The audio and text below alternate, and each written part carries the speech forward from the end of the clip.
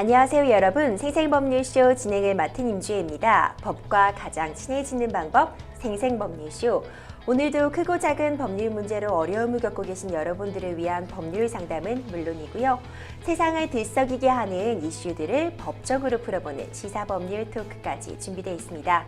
법과 관련해 궁금한 내용이 있으신 분들은 상담전화 02-557-8295번으로 연락 주시거나 법률방송 홈페이지 접속 후 법률상담 클릭 또는 아래 하단으로 나가고 있는 lowshow.lowtv.kr 메일로 문의 주시기 바랍니다. 각 분야 전문 변호사가 무료로 성심성의껏 상담해 드리니까요. 많은 참여 부탁드립니다. 지금 이 방송은 유튜브를 통해서도 실시간으로 함께 방송되고 있으니까요. 많은 시청 부탁드리고 유튜브를 통한 소통의 창구도 활짝 열어두겠습니다. 그럼 오늘 도움 주실 변호사님 소개해 드리겠습니다. 김기훈 변호사 자리하셨습니다. 변호사님 어서 오세요. 예, 안녕하세요. 예, 김기훈 변호사입니다. 오늘도 여러분들께 쉽고 그리고 명쾌하게 설명드리도록 하겠습니다. 네, 변호사님 오늘도 억울하고 답답한 사연 가지신 분들에게 명쾌, 성쾌, 통쾌, 유쾌한 상담 부탁드리겠습니다. 그럼 오늘 김기훈 변호사님과 함께 풀어볼 이야기들, 상담 내용들 저와 함께 미리 살펴보시죠.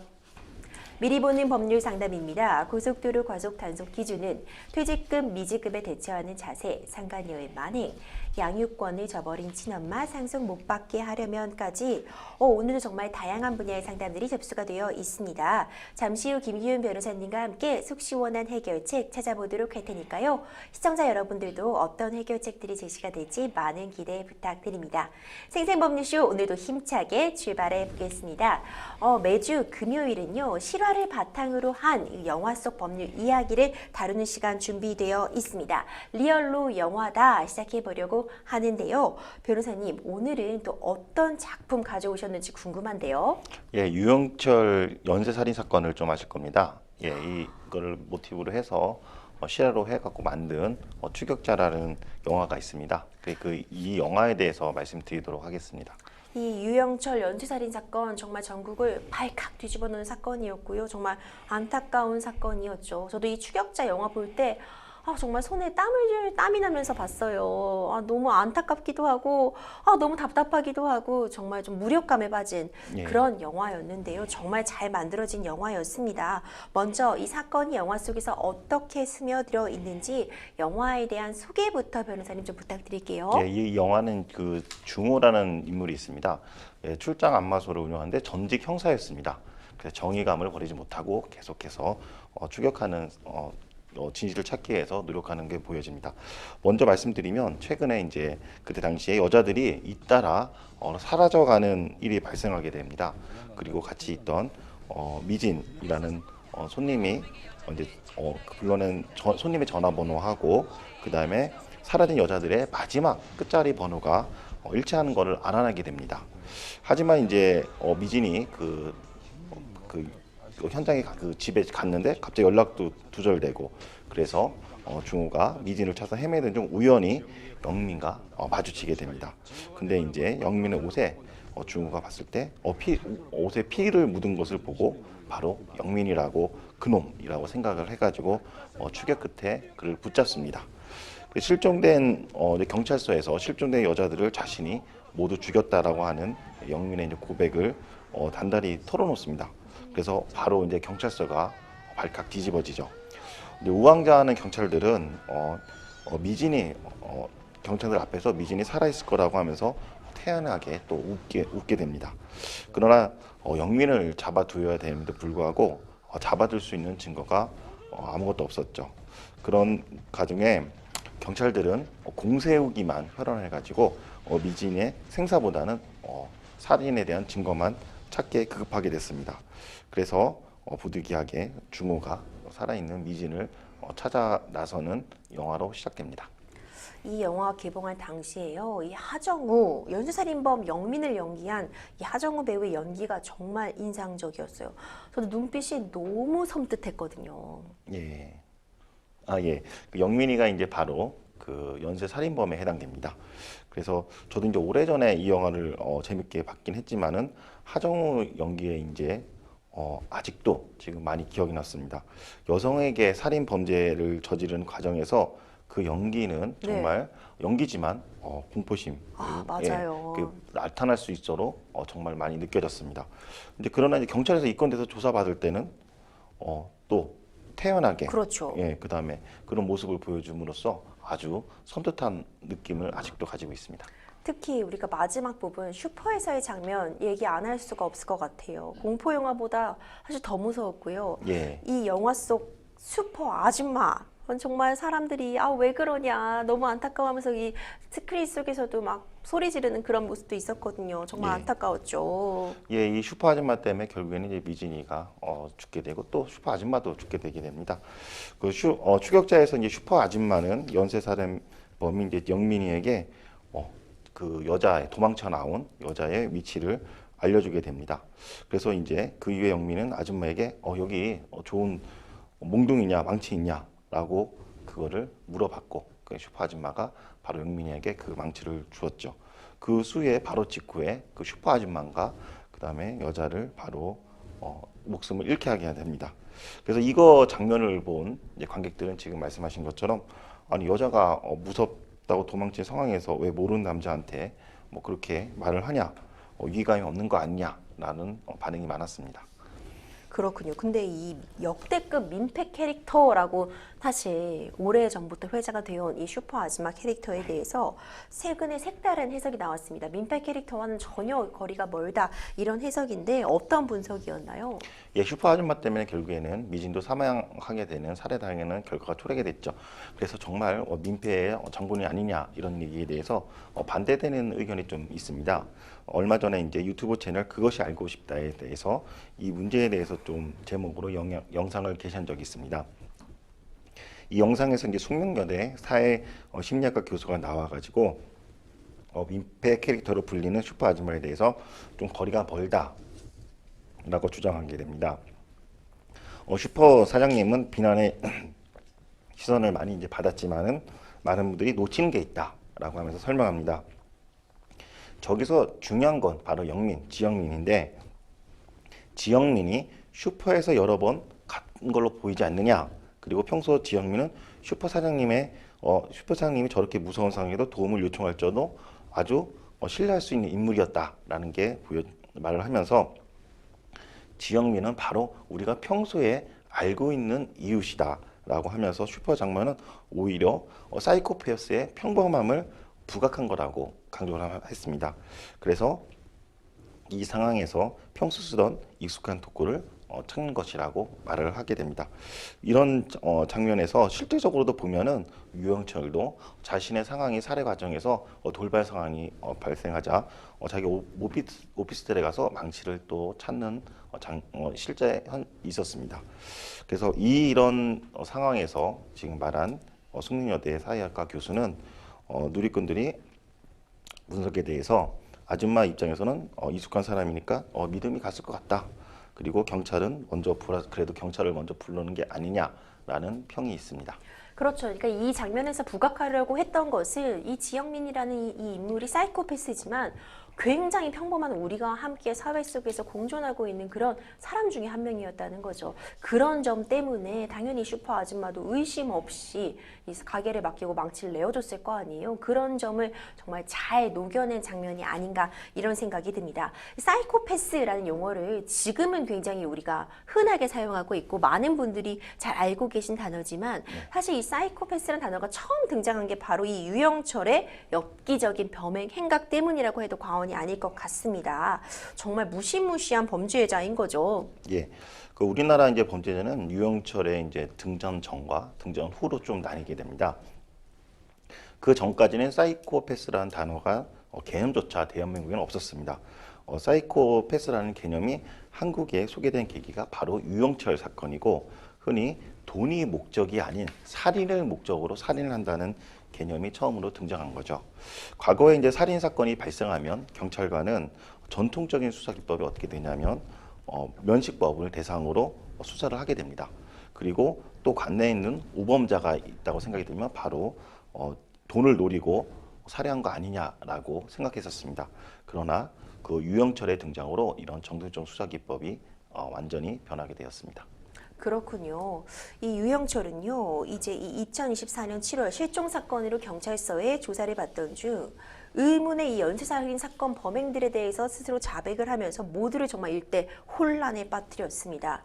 대한민국 연쇄살인범 중 가장 많은 사람들을 죽인 살인자라고 하는데, 이 유영철이 저지른 범행 주요 내용들 좀 살펴주시죠. 예, 유영철이 11개월 동안 그 생명을 앗아간 사람이 무려 20명이 됩니다. 네. 예, 거의 특별히 이제 노인과 부녀자들을 상대로 이렇게 20명을 살해한 거죠. 이제 주요 이제 그 범행에 대해서 동기가 이제 기자들이 물어봤는데 그 과정 중에 여성과 부유층에 대한 아주 적대적인 징후가 드러나기도 했습니다. 주요 이제 범행 일지를 보면 2003년 9월 24일 날 서울 강남구 신사동에서 숙명여자대학교 명예교수와 그 부인을 둔기로 살해를 한 사실이 있습니다. 그리고 그거를 살해한 거를 없애기 위해서 지문 같은 거를 철저하게 소멸을 시키려고 많이 한 사실이 있죠. 그리고 2004년 또 4월 달에는 서울 중구 황화동에서 도깨비 시장에서 노점장을 하던 그 남자를 또 살해한 사건이 있고, 이때는 그 자기의 승합차로 유인해서 살해를 했습니다. 또 2004년 3월부터 7월까지 쭉 사건을 보면요, 그 마포구 신수동 오피스텔에서 한 명, 그리고 마포구 노곤사동에서 오피스텔에서 전화방 도우미하고 그다음 마사지 도우미를 자신의 방으로 이제 불러들여서 총 11명을 살해했습니다. 여기서 살해해서 그치는 게 아니라 철저하게 신체 부위별로 토막을 냈습니다.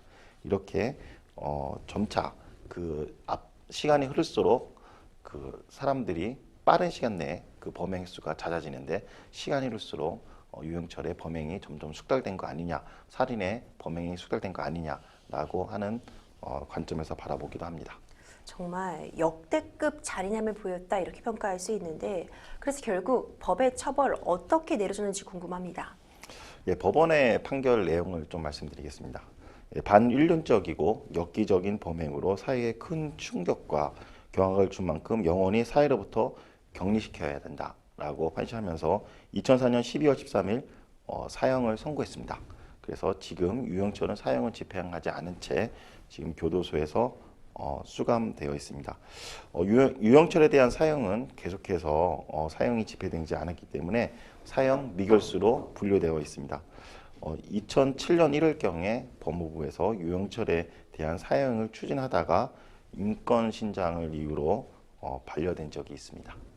그렇군요. 한편 지난달이었죠. 유영철이 이제 한동훈 법무부 장관의 지시로 서울구치소로 이감이 되었습니다. 지금 서울구치소에는요, 현재 강호순, 정두영 등 다른 연쇄 살인 사건의 그 사형수들이 함께 수감이 되어 있는 상황이거든요. 26년 만에 사형이 집행되는 거 아니냐, 이런 예측이 더 조심스럽게 나오고 있기도 하잖아요. 예, 10월 4일 이제 법무부에 따르면은 그 교정 당국이 최근 미집행 사형수인 유영철하고 정영구에 대해서 대구 구치소에서 그다음에 서울 구치소로 이감했습니다. 유영철은 방금 말씀드린 부녀자들을 연쇄 살인한 살인자고, 정영구는 자신의 차를 추월했다는 이유로 신혼부부를 엽총으로 사살한 혐의를 가지고 있는 사람입니다. 그래서 최근에 대구구치소에서 서울구치소로 이감했습니다. 그리고 이미 서울구치소에서는 강호순, 정두영 미집행 사형수가 수감되어 있었습니다. 그래서 이렇게 된 이유가 법무부 장관이 사형수들의 이감에 맞춰 사형 시설의 점검 또한 지시한 것으로 알려져 있습니다. 이거에 대해서 이감된 거에 대해서 법조계에서는 사실 실제적으로 사형 집행은 낮은 것으로 보고 있습니다. 사형을 집행한 국가와 외교적, 경제적 협력을 거부하는 이유 등의 이제 국제적 관계를 고려하는 입장에서 이런 주장이 나오고 있습니다. 그러나 또 다른 일각에서는 사형 집행 가능성이 완전히 배제할 수 없다라고 말하고 있습니다. 한상희 건국대 법학전문대학 교수는 일단 강력범죄에 대한 경고 목적이 있겠으나 궁극적으로는 집행 가능성을 염두한 것으로 볼 수 있다라고 발언하였고, 한국외대 법학전문대학 교수 역시 법의 실효성 확보 차원에서 연말에 사형에 집행될 수도 있다라고 말하기도 하였습니다. 그러나 이제 한국은 사형 제도가 있지만 97년 12월 이후에 한 번도 사형을 집행하지 않아서 실질적인 사형 폐지국으로 분류되고 있습니다. 그러나 이제 실제로 국민의 여론을 보면은 국민 77%가 사형제도를 유지해야 된다고 하고 있으며 그 다음에 95% 이상이 흉악범에 대한 사형 집행이 이루어져야 된다라고 되어 있습니다. 그래서 국민 대다수의 여론은 사형제도가 유지되고 흉악범에 대해서는 사형 집행을 해야 된다는 게 대다수 의견입니다. 그렇군요. 이 유영철이 살해한 이 희생자들 원한 관계가 아니었어요. 금전과 관련된 어떤 그런 극단적인 동기가 있는 것도 아니었습니다. 그저 정말 해치기 쉬운 사람들이었는데요. 이 악마라고 표현할 수밖에 없을 것 같거든요. 극단적인 표현을 할 수밖에 없는데 여전히 어쨌든 우리와 함께 이 사회의 한 공간에 있다는 것에 대해서 화난다고 표현하시는 분들도 정말 많은 것 같습니다. 변호사님 어떻게 보세요? 이 사형제 같은 부분 참 어려운 부분이죠. 예, 그 국민적인 그 의견도 어느 정도 합의가 필요하고 또 외교적인 문제도 발생하기 때문에 전반적으로 심사숙고해서 그리고 또 국민적 또 부응도 해야 되니까 이런 전반적인 점을 고려해서 판단해야 되지 않나, 정부가 판단해야 되지 않나 생각합니다. 네, 일단 사회적인 합의 필요해 보이고요. 많은 대화와 토론들을 통해서 어쨌든 우리 사회가 더 안전한 방향으로 국민들이 좀 마음 편히 발 뻗고 잘 수 있게 안전을 위하는 방향으로 좀 정해졌으면 좋겠다는 생각이 듭니다. 지금까지 실화를 바탕으로 영화가 된 작품들에 대해 살펴보는 리얼로 영화다 함께 했습니다. 여러분들은 지금 생생법률쇼 함께하고 계십니다. 쉽사리 해결되지 않는 법률 문제를 끌어안고 있다면 지금 생생법률쇼와 함께 하시죠. 법률 고민이 해결되는 가장 쉬운 방법을 소개해 드릴게요. 첫째, 02-557-8295로 전화를 한다. 둘째, 법률방송 홈페이지에 접속해서 법률상담 게시판에 문의를 남긴다. 셋째, 지금 화면에 나오고 있는 이메일 주소로 사연과 연락처를 보낸다. 생생법률쇼가 자랑하는 각 분야의 전문 변호사가 여러분의 더부룩한 속을 뻥 뚫어드립니다. 속 시원한 스파클링 법률 상담 프로그램 생생법률쇼 지금 바로 전화주세요.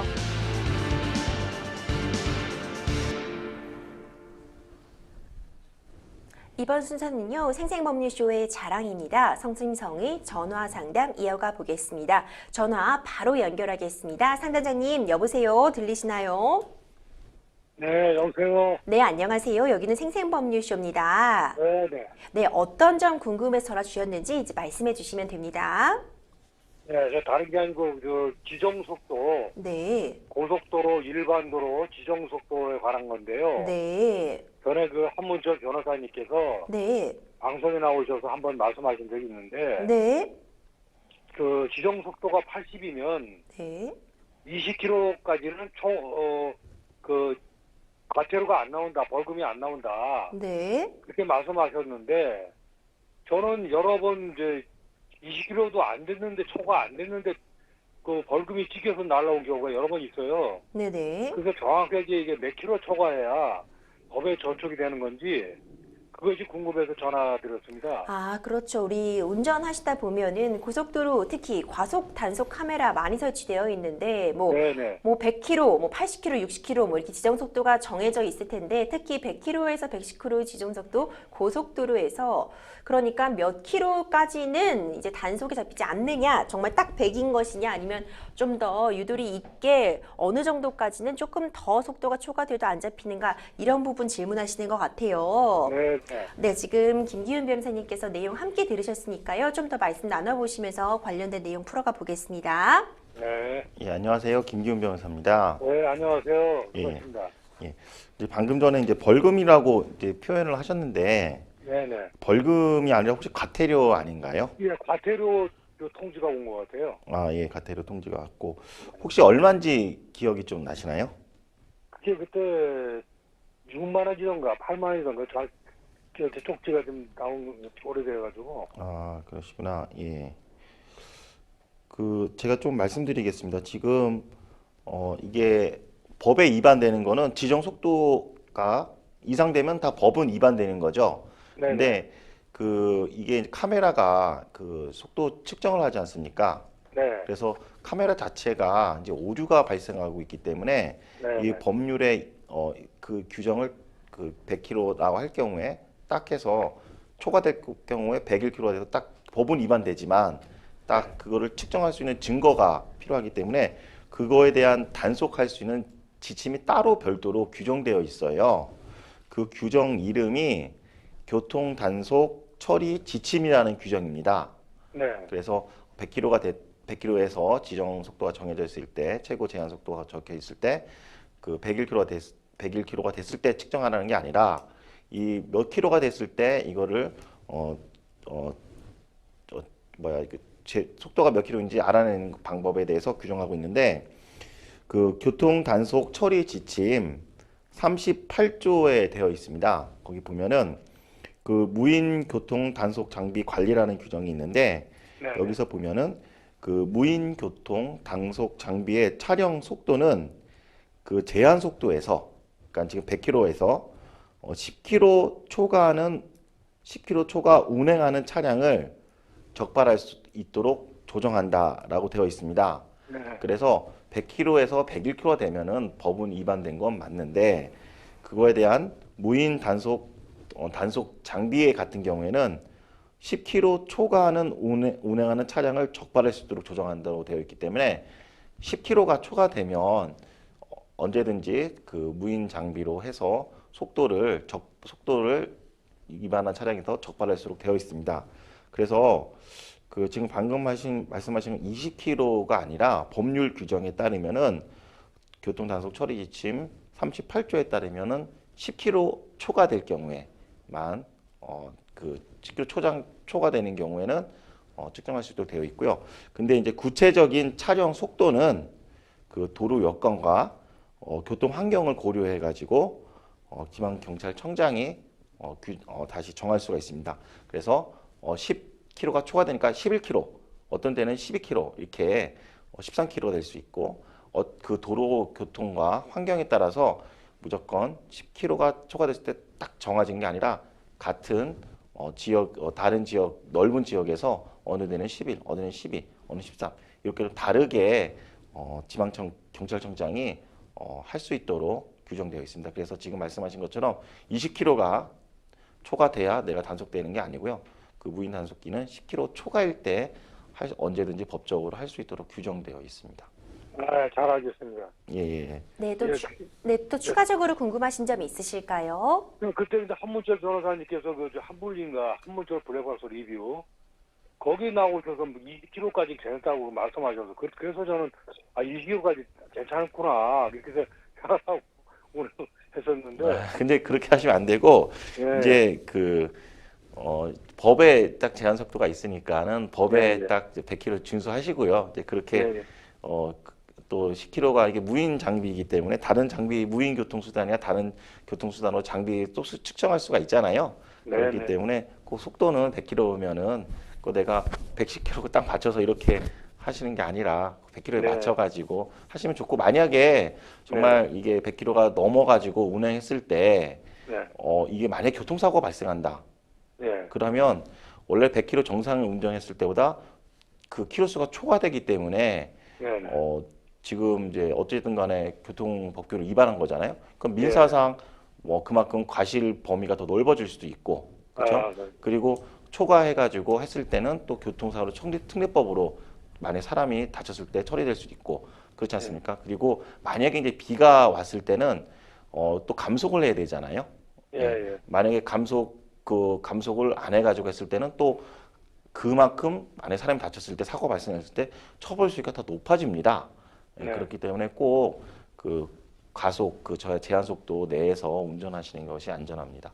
형사적으로나 민사적으로나 그렇게 하시는 것이 안전합니다. 예. 네, 잘하겠습니다. 감사합니다. 네, 감사합니다. 네, 수고하세요.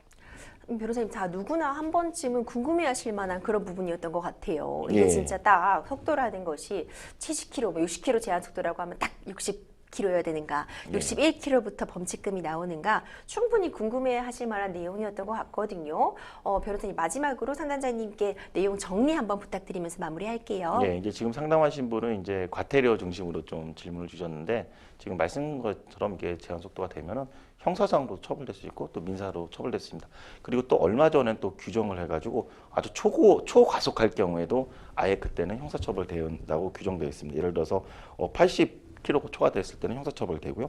그 30만 원 이하의 벌금이나 구류에 처하게 되고 100km를 또 초과한다. 그 100만 원 이하의 벌금이 되고 그다음에 3회 이상 최고 속도보다 100km 이상 더 갔을 때는 1년 이하의 징역 또 500만 원 이하의 벌금에 처해질 수가 있습니다. 그래서 이 속도에 대해서 지금 점차적으로 정부에서는 규제하고 처벌을 강화하는 추세입니다. 그렇군요. 이런 부분 좀 잘 명심해 두셔야 될 것 같아요. 일단 안전 속도이기 때문에 지켜야 되는 게 우선돼야겠죠. 네. 제한 속도는 꼭 지키시는 걸로 하면 좋겠습니다. 계속해서 다음 상담 이어가 보도록 하겠습니다.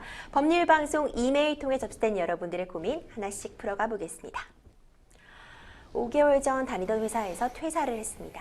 5인 미만의 작은 사업장인데 사장님께서 회사 운영이 어려운 시기라면서 한 달 뒤에 주겠다고 했습니다.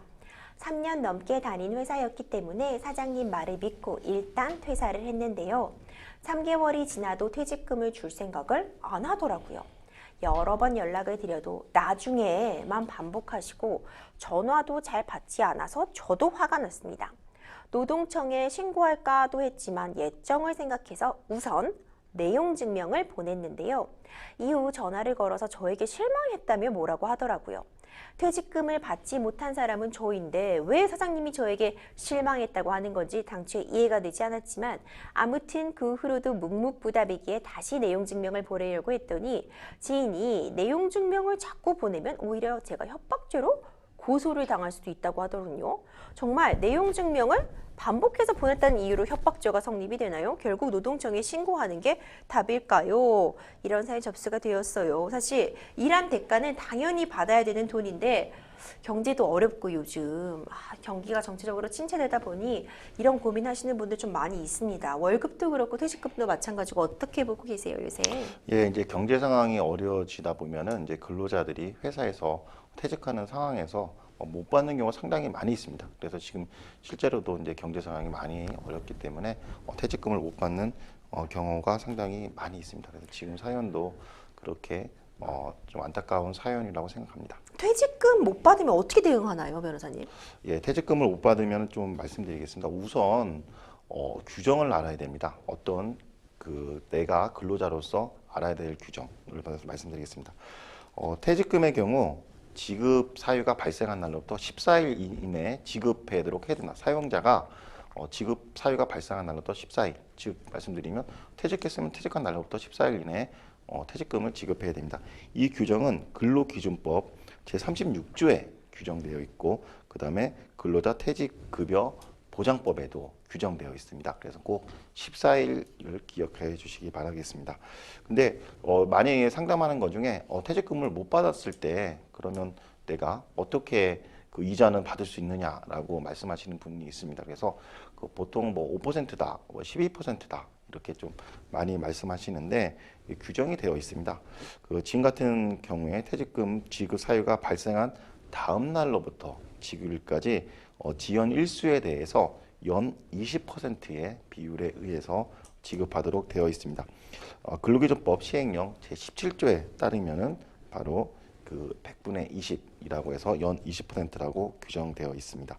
그리고 만약에 사용자가 퇴직금을 지급하지 않았을 경우에는 형사처벌도 받을 수가 있습니다. 3년 이하의 징역 또는 3천만 원 이하의 벌금에 처해질 수가 있습니다. 그래서 이 점을 이유로 형사 고소로 할 수도 있습니다. 실제적으로 형사 고소한 이후에 검찰청에서 이 사건을 다시 다루는데요. 그 검찰청에서 형사조정위원회라는 제도가 있습니다. 이 조정위원회 제도를 통해 가지고 합의를 해서 처벌을 면하는 사용자는 처벌을 면하는 대신에 근로자는 퇴직금을 받는 사례도 빈번히 있습니다. 그래서 이런 규정을 좀 아시고 지금 퇴직금을 못 받을 경우는 물론 이제 형사 경찰서에 노동청에 신고할 수가 있습니다. 그래서 인터넷으로 할 수 있고 직접 노동청에 가서 종이로도 할 수가 있습니다. 그 노동청이나 그 노동부 홈페이지 민원마당에 가시면은 임금체불 진정서라는 양식이 있습니다. 이거를 제출하시면 됩니다. 그렇군요. 좀 상당 자세하게 변호사님 어떻게 좀 대응을 할 수 있는지 살펴봐 주셨잖아요. 예. 지금 한 가지 더 질문이 있었어요. 이 내용 증명에 관한 내용이 나왔는데 일단 내용 증명이 이렇게 보내는 경우 어떤 법적 효력이 갖는지 이 부분도 한번 설명해 주시죠. 내용 증명은 어떤 사람한테 자신의 내용을 통지하거나 그다음에 요구한다는 내용이 보통 담겨져 있습니다. 그래서 예를 들어서 임대차 계약 해지를 임차인이 임대료를 밀렸을 때 임대차 계약을 해지한다 라는 통지나 계약 관계를 해지한다라는 경우에 보통 내용 증명을 많이 사용합니다. 지금 이 경우에 내용 증명 같은 경우에는 소멸시효 중단의 효과를 발휘하게 됩니다. 퇴직기무 같은 경우는 3년의 소멸시효가 적용됩니다. 그래서 그 3년 전에 내용 증명을 보낼 경우에 시효가 잠시 중단됩니다. 그 사이에 이 시효가 중단된 거를 지속하려면 내용 증명을 보낸 후 6개월 이내에 다시 소송을 제기하던가 가압류, 가처분을 하면은 소멸시효 중단에 계속되는 효력을 발휘할 수가 있습니다. 상담자님 지인의 말처럼 내용 증명 여러 번 반복해서 보내면요 협박죄가 적용될 수 있다. 이거 뭐 근거가 있는 얘기인가요? 예, 내용 증명을 보냈다는 자체만으로서 협박죄가 성립되는 건 아닙니다. 그 내용 증명에 어떠한 내용이 들어갔는지에 좀 따라 달라집니다. 그 내용에 어떤 내용일 경우에는 처벌되고 어떤 경우는 처벌되지가 않습니다. 예를 들어서 사회 통념상 용인할 수 있는 범위의 수준의 내용이면 처벌되지 않는데 그걸 넘어설 경우에는 처벌돼야 되겠죠. 그리고 협박죄가 성립이 되려면 그 내용 증명 내용에 구체적인 해악의 고지가 있어야 합니다. 예를 들어서 돈을 갚지 않으면 살해하겠다. 그래서 회사에 가서 망신을 줄 수가 있다. 가만두지 않겠다. 자녀를 가만두지 않겠다. 이럴 경우에는 내용 증명상 협박자가 될 수가 있겠죠. 근데 단순히 이런 게 아니라 만약에 퇴직금을 주지 않으면은 국민고충처리위원회에 신고하겠다라고 하는 경우에는 사회 통념상 용인한 범위로 넘지 않았다고 봐서 네. 무죄를 선고한 사례가 있습니다. 그리고 협박죄 외에도 고려할 문제가 있는데 작고 수시로 이렇게 할 경우에는 보낼 경우에는 스토퍼 처벌법으로 처벌될 수가 있습니다. 그렇기 때문에 내용 증명을 내용이 해악의 고지가 없어서 협박죄가 성립되지 않더라도 반복적으로 보낼 경우에는 또 스토킹 처벌법으로 처벌될 수가 있습니다. 그렇기 때문에 노동청에 신고하셔서 하는 절차를 하는 것이 제일 안전합니다. 그렇군요. 오히려 내용 증명을 반복해서 보내기보다는 노동청에 신고해서 법적인 절차에 따라 해결하는 걸 변호사님께서 추천해 주셨어요. 내용 증명 얘기 조금만 더 해보자면요. 내용 증명 받았는데 상대방이 무응답으로 일관하는 경우 있을 수 있잖아요. 예. 그러면 역시 말씀해 주신 것처럼 결국 법의 도움을 받아야 될 것 같고요. 그렇다면 이 부분도 궁금해합니다. 내용 증명을 받은 입장에서 수신인이 꼭 어떤 조치를 취해야 되는 건가 이거 물어보시는 분들도 많거든요. 예, 내용 증명을 받았는데 아무런 사업자가 대답이 없다라고 해서 꼭 그것 때문에 사업자가 대답을 해야 되는 건 아닙니다. 내용 증명을 받았다고 해서 무조건 대답을 해야 될 의무가 있는 건 아닙니다. 그렇기 때문에 이럴 경우에는 지금 말씀드린 것처럼 형사 고소를 하던가 아니면 노동청에 체불임금 진정을 하던가 방법을 하셔야 될 것 같습니다. 그래서 내용 증명이 올 때까지 기다린다는 것은 좀 맞지 않습니다. 그렇군요. 그렇다면은 좀 여러 가지로 좀 답답한 상황이실 것 같은데요. 결국 1차적으로 노동청 신고 최우선으로 하라 이 부분을 강조하시고 계신 거네요, 변호사님. 예. 그래서 지금 같은 경우에는 노동청에 직접 찾아가시고 하면 됩니다. 이 노동청은 자신이 회사가 있는 소재지에 관할 노동청입니다. 자기가 살고 있는 데가 아니라 회사를 관할하는 노동청이고요. 그리고 만약에 노동청을 찾아가는 게 어렵다면은 고용노동부 홈페이지를 통해서도 신고할 수가 있습니다. 그렇군요. 마지막으로 지금 상담자님 결국 금전적인 부분이 임금이라는 게 중요한 결국 나의 생계와 직결되어 있는 부분이기 때문에 또 그렇잖아요. 예. 당장 매일 나가야 되는 뭐 카드값, 월세, 생존과 직결되는 부분이라 참 어려움이 많으실 걸로 예상이 되는데 상담자님이 앞으로 좀 취해야 되는 조치들 마지막으로 정리 한번 부탁드릴게요. 예, 우선적으로 노동청에 가셔가지고 상담하시고 그다음에 진정서를 넣는 것이 가장 첫걸음입니다. 그리고 그 여러 차례 내가 퇴직했다는 퇴직을 하면서 했다는 무슨 증거나 그다음에 사업자한테 요구했다는 자료들을 함께 가지고 가시면 도움이 될 것입니다. 네, 변호사님 말씀해 주신 것처럼 이제 내용 증명 보내시는 방법보다는 일단 노동청에 신고하심으로써 진정 넣으시는 방안이 좀 더 좀 간결하게 해결되지 않을까 이렇게 조언 주셨거든요. 말씀 주신 내용 따라서 잘 좀 해결되시기를 응원하겠습니다. 여러분들은 지금 생생법률쇼 함께하고 계십니다. 쉽사리 해결되지 않는 법률 문제를 끌어안고 있다면 지금 생생법률쇼와 함께하시죠. 법률 고민이 해결되는 가장 쉬운 방법을 소개해드릴게요. 첫째, 02-557-8295로 전화를 한다. 둘째, 법률방송 홈페이지에 접속해서 법률상담 게시판에 문의를 남긴다. 셋째, 지금 화면에 나오고 있는 이메일 주소로 사연과 연락처를 보낸다. 생생법률쇼가 자랑하는 각 분야의 전문 변호사가 여러분의 더부룩한 속을 뻥 뚫어드립니다. 속 시원한 스파클링 법률 상담 프로그램 생생법률쇼, 지금 바로 전화주세요.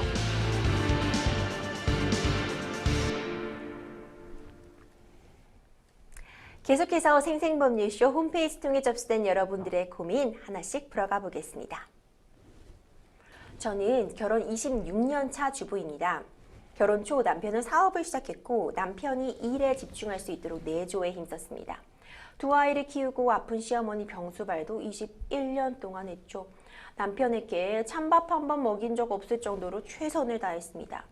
이젠 아이들도 다 컸으니 남편과 즐기면서 살고 싶었는데요. 그러던 중 남편의 외도를 알게 됐습니다. 상대는 거래처 직원의 아내였는데요. 무려 3년 동안 바람을 피웠고 거래처 직원은 이 사실을 알면서도 사업상 불이익을 받을까 봐 눈 감고 있었다고 합니다. 이 사실을 알고 난 후 남편에게 이혼하자고 했고 남편은 눈물을 흘리면서 용서를 빌며 다시는 그 여자를 만나지 않겠다는 각서까지 썼습니다. 그런데 진짜 고통은 그 이후부터 시작됐습니다. 남편의 외도 상대에게 전화가 오더니 남편 옆에서 붙어서 빌어먹고 산다. 아무리 좋은 걸 입어도 넌 거짓골이다 등 차마 입에 올리기 힘든 욕설을 퍼붓더라고요. 하물며 제 주변 사람에게 제가 의부증에 걸렸다는 헛소문도 내고 다녔습니다. 심지어 그 여자의 부친까지 저를 괴롭혔는데요. 자기 딸을 말리기는커녕 제 남편을 자기 사위로 삼을 생각이니 그만 놓아주라면서 욕설을 퍼붓더라고요. 그 이후로는 부녀는 시도 때도 없이 저에게 전화를 했습니다. 휴대폰 번호를 바꿔도 어떻게 알아내는지 전화를 하더라고요. 이젠 언제 어디에서 그 여자가 나타나 괴롭힐지 두렵고 그냥 죽고 싶은 마음까지 듭니다. 정말 야속한 건 남편이 다 알면서도 저를 보호해주지 않는다는 건데요. 이젠 남편과 이혼을 하고 싶습니다. 위자료도 많이 받아야겠습니다. 그리고 저를 괴롭힌 부녀에게도 보상을 받고 싶은데 가능할까요? 아니 변호사님, 이게 말이 되는 내용입니까? 저도 같이 보면서 너무 화가 났는데 남편의 외도 자체로도 정말 큰 충격을 받으셨을 것 같은데 상간녀까지 상담자를 괴롭히고 있는 상황입니다. 좀 말도 안 되는 적반하장도 이런 적반하장이 없을 것 같은데 상간녀 소송 제기하신다면 어느 정도 위자료 예측 가능할지도 좀 알아보고 싶거든요. 예, 이제 위자료가 금액이 얼마다라고 하는 거는 뭐 단정할 수는 없습니다. 예, 근데 이제 기준을 좀 판례에서 설정한 거 보면요. 혼인 기간, 그다음에 가족 관계, 그다음에 피고가 행한 부정행위의 내용, 정도, 기간, 그다음에 피고의 부정행위가 그 부부 생활, 공동 생활에 비추어 얼마나 영향을 미쳤는지, 그다음에 소송 전후에 어떤 일이 있었는지에 따라서 판단을 하지 금액이 얼마다라고 이렇게 우리가 법원이나 법률에 규정되어 있지는 않습니다. 결국 상담자께서 남편과 이혼 결심하시게 된 거잖아요. 부정행위로 인한 위자료 최대 얼마까지 받을 수 있을까요? 예, 위자료가 얼마까지다라고 이렇게 최대치가 법에 또 법률에 규정되어 있지는 않습니다. 그러나 실제적인 좀 판례를 가지고 제가 설명드리겠습니다. 그 2003년부터 2014년까지 4회에 걸쳐서 성관계를 맺었고 부정행위를 한 사안에서 2015년도 서울북부지방법원은 위자료 700만 원을 선고한 사례가 있고요. 그 다음에 2017년부터 2021년까지 부당한 관계를 맺은 상간자에 대해서 수원지방법원 안산지원에서 2022년 1,500만 원을 선고한 사례가 있습니다. 그리고 2011년부터 그 다음에 2018년까지 불륜을 저지른 경우가 있었는데 이 경우에 부산지방법원이 2019년도에 2천만 원을 위자료를 선고한 사례가 있습니다. 만약에 이제 그 피해 아내 입장에서는 금액이 너무 낮은 거 아니냐라고 볼 수가 있지만 실제적인 자신의 이제 법 간정보다는 위자료 금액이 좀 낮은 게 현실입니다. 정말 안타깝습니다. 이게 여러 번 우리나라가 사실 이 위자료 부분에 있어서 금액이 현실화가 필요하다는 지적이 좀 있잖아요. 예. 그러니까 사실 몇 천만 원이 결코 작은 돈 아니죠. 예. 작은 돈이라고 할 수는 없지만 그 정신적 고통에 그걸 상응할 만한 액수이냐는 계속 논란이 되고 있는 그런 부분도 있습니다. 그러니까 부정행위로 인한 위자료가 그러니까 최대치를 한번 정리해 주시면 어떻게 볼 수 있을까요? 거의 이제 만약에 성관계를 하는 거가 이제 그 현장에서 들켰다 할 경우 5천만 원 정도가 좀 최대치인 것 같고요. 그리고 만약에 남의 애를 가졌다라고 하면 1억 정도로 판결도 있고요. 그 다음에 현장을 목격하지 않았지만 어느 정도 정황으로 봤을 때 부정한 행위를 했다라고 했을 때 최대치가 보통 3천만 원 정도가 많은 판결을 이루고 있습니다. 그렇군요. 일단 지금 괴롭힘을 당하고 계세요. 이 외도 상대로부터 욕설과 협박받고 계신데 이거 일단 막아야 될 것 같거든요. 먼저 법적인 조치 어떤 거 가능할까요? 예, 이제 이런 조치에 대해서 실제적으로 보면은 그 전화로 해가지고 남편이 옆에 붙어서 빌어먹고 산다. 네. 아무리 좋은 걸 입어도 넌 거짓골이다라고 말한 거는 상대방 둘이서 전화 통화를 한 거기 때문에 공연성이 없습니다. 그래서 명예훼손이나 모욕 이걸로 고소하기는 좀 어렵습니다. 그렇지만은 정보통신망법에 따르면은 공포시비나 불안감을 조성하는 문자 같은 경우를 보낼 경우에는 정보통신망법 44조의 7에 있는 1항에서 위반되기 때문에 처벌될 수가 있습니다. 그리고 계속해서 반복적으로 이런 문자를 하거나 전화를 했을 때는 스토킹 처벌법으로도 고소할 수가 있습니다. 지금 상간녀의 부친까지 지금 상담자님을 괴롭히고 있는 상황인데 이 부친에게도 어떤 위자료 청구 같은 금전적인 배상이라도 받아올 수 있을까요? 예, 상간자한테는 혼인관계 파탄을 원인으로 하는 손해배상 청구를 할 수 있지만 지금 부친 같은 경우에는 또 같이 가담해서 할 수가 있습니다. 부친도 이렇게 여러 차례 연락을 했다면 형사고소를 해서 유죄 판결, 즉 정보통신망법으로 유죄 판결을 받아서 그 정보통신법 위반으로 인한 위자료 청구를 별도로 하실 수가 있습니다. 상담자님 주변인에게 뭐 의부증이나 이런 헛소문을 퍼뜨린다면은 이런 경우 그러니까 공연히 여러 명에게 이런 내용을 발설하고 다닌다면은 명예훼손 내지 모욕죄로 처벌할 수 있지 않을까요? 예, 지인들한테 이런 얘기를 하는 거는 이제 공연성이 있겠죠. 또 의부증이라는 단어 자체가 배우자 행실을 지나치게 의심하는 변태적 성격이나 그 병적 증세라는 개념이기 때문에 아주 좋지 않은 그렇죠. 뉘앙스를 담고 뉘앙스를 있죠. 담고 있습니다. 그렇기 때문에 이럴 경우에는 그 명예훼손죄로 고소할 수가 있습니다. 네, 변호사님 마지막으로 이제 상간녀, 상간남 소송 제기하려고 할 때 결국 이게 민법상 불법행위에 의한 손해배상 청구인 셈인 거잖아요. 결국 예. 위자료와 관련되어 있는 부분인데 이런 정신적 손해에 대한 배상 청구할 때 어떤 점 유의해야 되는지 정리 부탁드릴게요. 예, 직관적으로 남자가 바람을 폈다라고 해서 소송을 하더라도 이 직관 때문에 소송이 이기는 건 아닙니다. 그거에 대한 바람을 폈다, 부정한 행위를 했다는 거에 대한 증거가 있어야 됩니다. 그래서 카톡이나 문자, 녹취한 거나 또 블랙박스 영상이나 이런 것들을 증거를 확보하시는 것이 가장 중요합니다. 결국 증거가 증거가 가장 중요하겠다 이렇게 좀 정리해 볼 수 있을 것 같아요. 네. 너무 정신적인 고통 크실 것 같은데 좀 잘 마무리되시고 좀 심적으로도 좀 안정을 찾으시기를 바라겠습니다. 다음 상담 이어가겠습니다. 법률방송 이메일을 통해 접수된 여러분들의 고민 풀어가 보겠습니다. 엄마는 제가 6살쯤 엄마가 저와 오빠를 버리고 집을 나갔습니다. 아빠의 무능력과 폭력이 문제였는데요. 그렇게 저는 친할머니 집에서 엄마 없이 유년기를 보냈습니다. 능력 없고 책임감 없는 아빠는 돌아가실 때까지 달라진 게 없었는데요.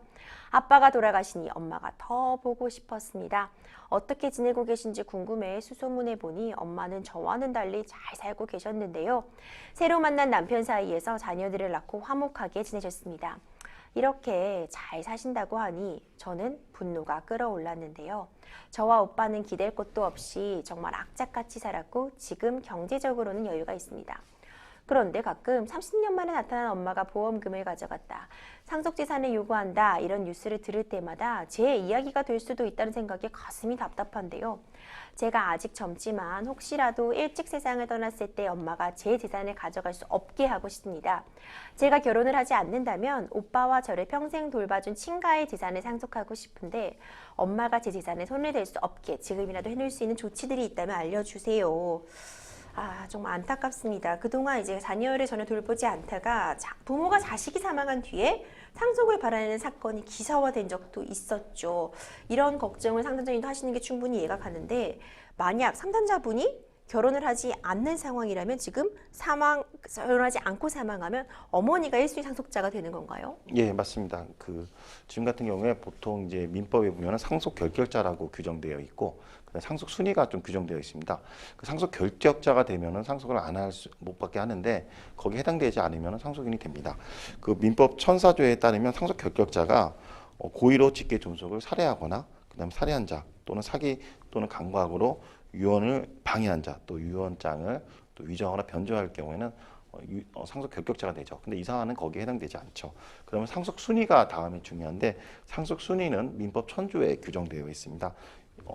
1순위는 피상속 중에 직계 비속, 2순위는 직계 존속, 3순위는 피상속 형제 자매, 그 다음에 4순위는 사촌 이내의 관계 혈족이 되겠죠.